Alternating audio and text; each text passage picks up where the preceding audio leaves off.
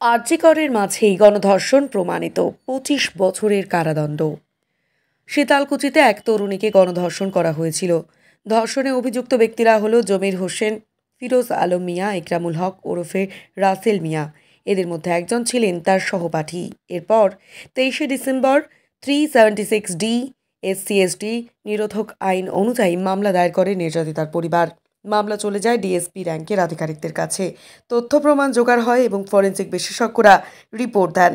তারপর ২ বছর মামলা চলার পর আজ ২৫ বছরের কারাদণ্ড এবং ১ লক্ষ টাকা করে আর্থিক জরিমানা ঘোষণা করেন বিচারক নয়ার আজম খান। এই টাকা যাবে ধর্ষিতার কাছে। ব্যুরো রিপোর্ট, বাংলা টিভি একাই ১০০। আজ পর্যন্ত তারা কিন্তু বেল পায়নি। বরাবরই তারা ওই কাস্টডিতে থেকেই তাদের বিচার হয়েছে। এই বিচারে করাকালীন সরকারি উকিল সরকারের পক্ষ থেকে চার্জ ফ্রেম করা হয়। ওদের বিরুদ্ধে ৩ জনের বিরুদ্ধে ৩৭৬D, তার সাথে ১২০B IPC ইন্ডিয়ান পেনাল কোড এবং তফসিলি জাতি তফসিলি আদিবাসী নিরোধক আইনের ধারায় তাদের বিরুদ্ধে, মানে অর্থাৎ SC/ST prevention of atrocities act ধারায় তাদের বিরুদ্ধে চার্জ গঠন হয়।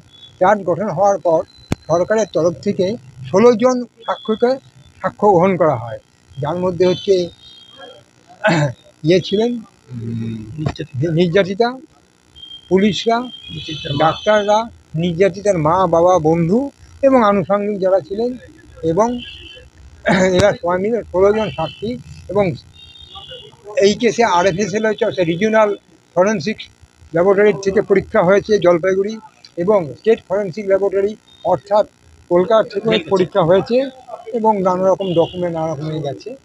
গিয়ে সাক্ষী হওয়ার পর ১৬ জন সাক্ষী সাক্ষ্য গ্রহণ করার পর তারপরে পরবর্তীকালে এই কেসে সাক্ষীতে সম্পূর্ণরূপে প্রমাণ হয়েছে যে এরা ৩ জন দোষ করেছে, এবং দোষ না খালি যেই কাজ করেছে, একজন অসহায় নির্যাতিতাকে, একটা অসহায় মেয়েকে, যার বয়স সেই সময় ছিল ২০-২১ বছর বিবাহিত, এই কলেজ ছাত্রী, এবং সবচেয়ে বড় কথা যার একদমই অসহায়, তার সাথে একটা পাশবিক অত্যাচার। সাক্ষী হওয়ার পর ১৬ জন সাক্ষী সাক্ষ্য গ্রহণ করার পর তারপরে পরবর্তীকালে এই কেসে সাক্ষীতে সম্পূর্ণরূপে প্রমাণ হয়েছে যে এরা ৩ জন দোষ করেছে, এবং দোষ না খালি যেই কাজ করেছে, একজন অসহায় নির্যাতিতাকে, একটা অসহায় মেয়েকে, যার বয়স সেই সময় ছিল ২০-২১ বছর বিবাহিত, এই কলেজ ছাত্রী, এবং সবচেয়ে বড় কথা যার একদমই অসহায়, তার সাথে একটা পাশবিক অত্যাচার করেছে।